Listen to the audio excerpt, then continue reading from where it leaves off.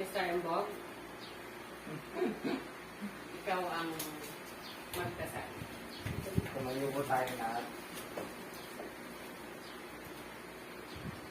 Lord, maraming salamat po, Lord, sa pag-iingat sa amin lahat. Na po, makauwi kami ng maayos.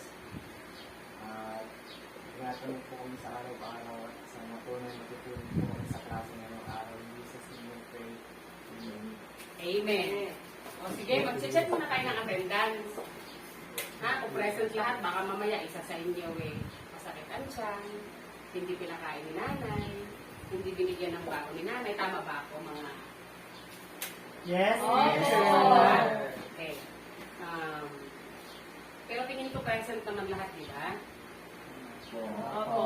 So walang absent sa inyo? Wala po! po. Ang galing, grabe sumagot. Mga busog kayo, di ba? Opo. Okay. So, ngayon, mag-energize muna tayo. Parang tingin ko kulang kayo sa sayaw. Kulang kayo sa hindi, kulang kayo sa inda. So, kailangan natin sumayaw, no? Kailangan natin munang sumayaw para tayo ay sumigla. Okay.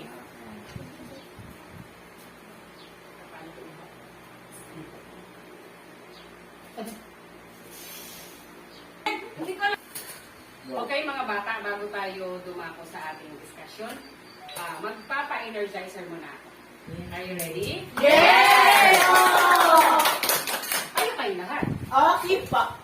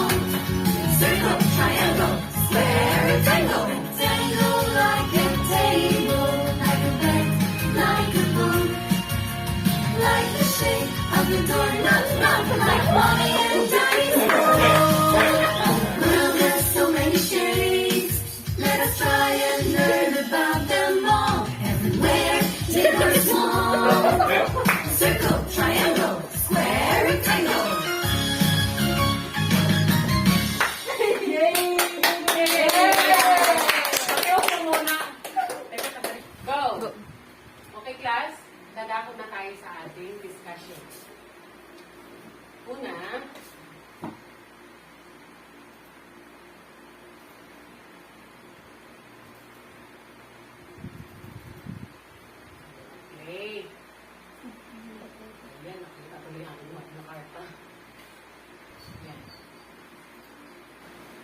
What is area? So anybody in the class? Yes? Area is the space inside the shape. Okay. area is the amount of space inside a shape. It is measured in square units.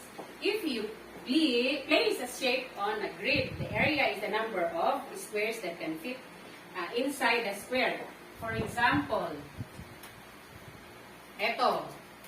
So, bibilangin natin to kung ilang square sa shapes na meron dito. Okay? Yes. So, 1, 1, 2, 3, 4, 5, 6, 7, 8, 9, 10, 11, 12. So, meron siyang 12 12. square sa unit na ipinakita ko sa inyo. So, instead of counting squares, you can also use a formula to find the area of rectangle. The formula for the area of rectangle is area, length, and the width for rectangle above. So, we could have also multiplied, like for example, ito. So, ang gagawin natin, i-multiply natin yung length doon sa width. Okay. So, example, area of rectangle.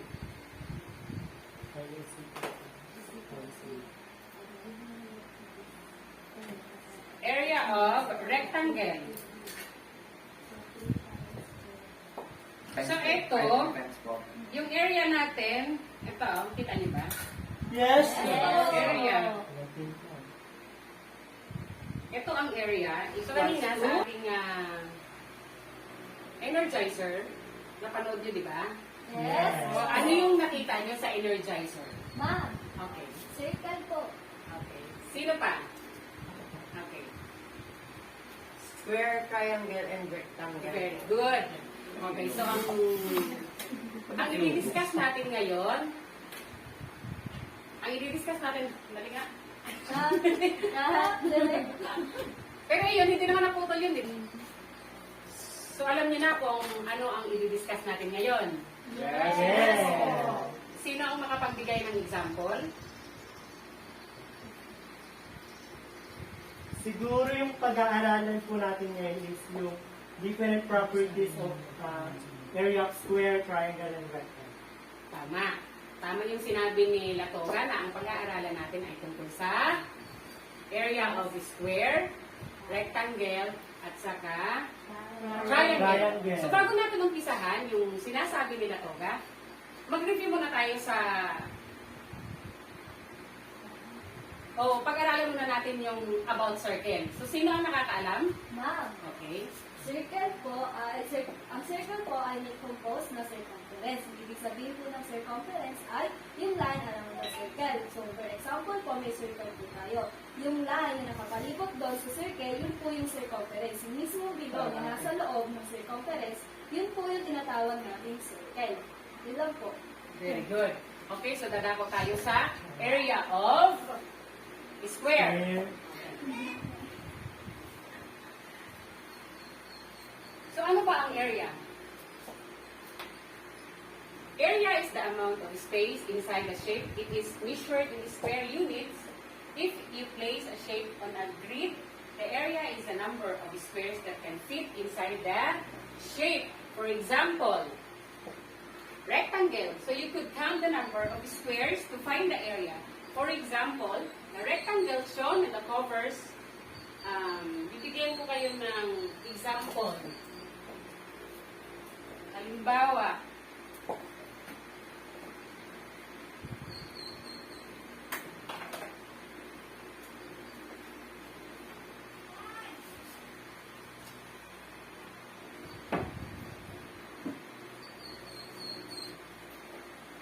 eto. So, ilang squares meron dito? Well. Okay, so bibilangin natin ha. Isa, 1, 3, 2, 4, 5, 6, 7, 8, 9, 10, 11, 12 na rectangle, ay kayang squares ang meron dito, di ba? Yes. Teka na muna. Example of shape or yung ating area. So, which shape needs more space? alin dito daw ang nangangailangan pa ng espasyo? So, the yellow one needs more space. Which one? Ang mas nangangailangan pa ng space? Yellow. Tayo sa pangalawa. So, which object needs more space? Is it the blackboard or the student's desk? Blackboard. Blackboards po. Ito. And then next. Which shape has a larger area? Circle. Letter A. A or B? A. Letter? A. Letter A.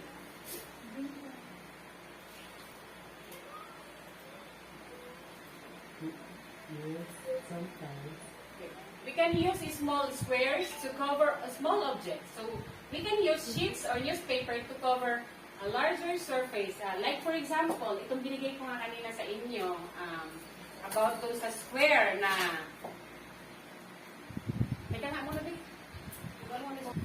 So, finding the area. How can we find the area of a shape which has been drawn on squared paper? So, the area of the shape can be found by ticking the squares as each one is counted. So, bibilangin natin ang square or area of the shape can be found. Ito yun, ito. So, 1, 2, 3, 4, 5, 6, 7, 8, 9, 10, 11, 12, 13, 14, 15, 16, 17. Lahat ang square na nandito sa shape na to. Yes po. Next is, shall we find the area? So, 1, bibilangin natin ulit kung ilan ang square units na meron dito, okay? So, 1, 2, 3, 4, 5, 6, 7, 8, 9, 10, 11, 12. So, ilang area ang meron sa square units? 12. Very good. Next is, shall we find the area? Yes. Bibilangin natin ulit kung ilang square units ang meron dito. 1, 2, 3, 4, 5, 6, 7, 8, 9, 10, 11, 12, 13, 14, 15, 16. So, ilan ang area sa square units dito? 16 square units. Next is, shall we find the area again? Yes. Yes, sure. 1, 2, 3, 4, 5, 6, 7, 8, 9, 10, 11, 12, 13, 14, 15, 16, 17, 18, 19, 20. Square unit. 20 square Units.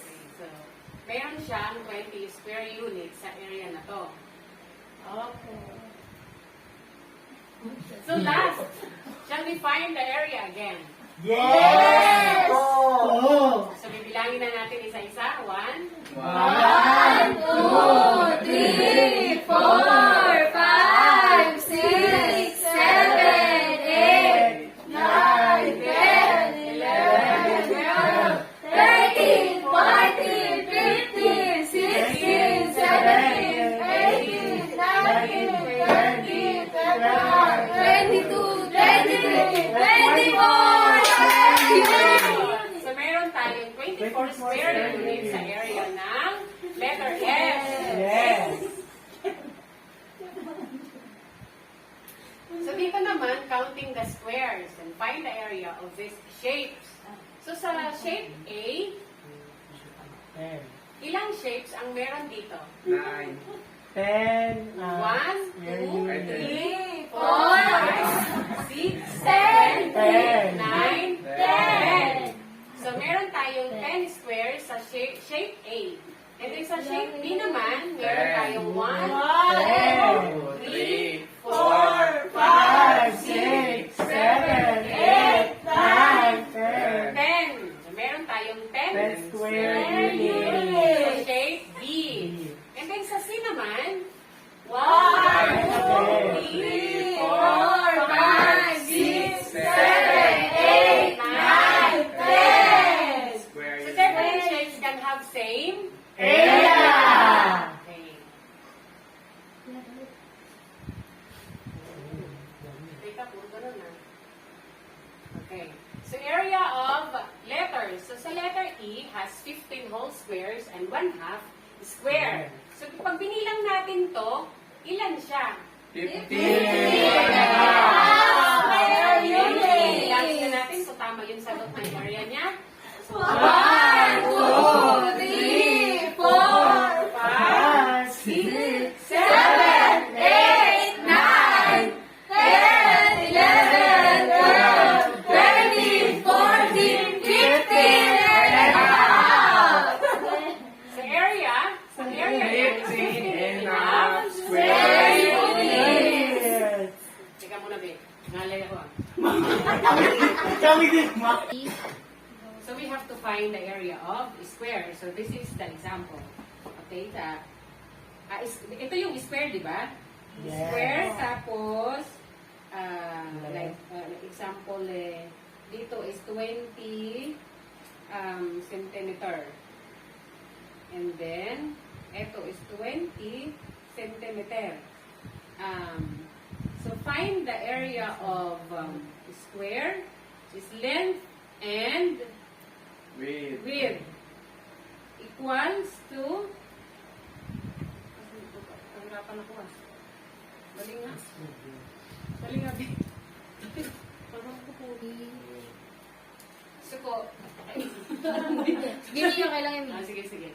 So find the area of square. So, ito yung example natin ha.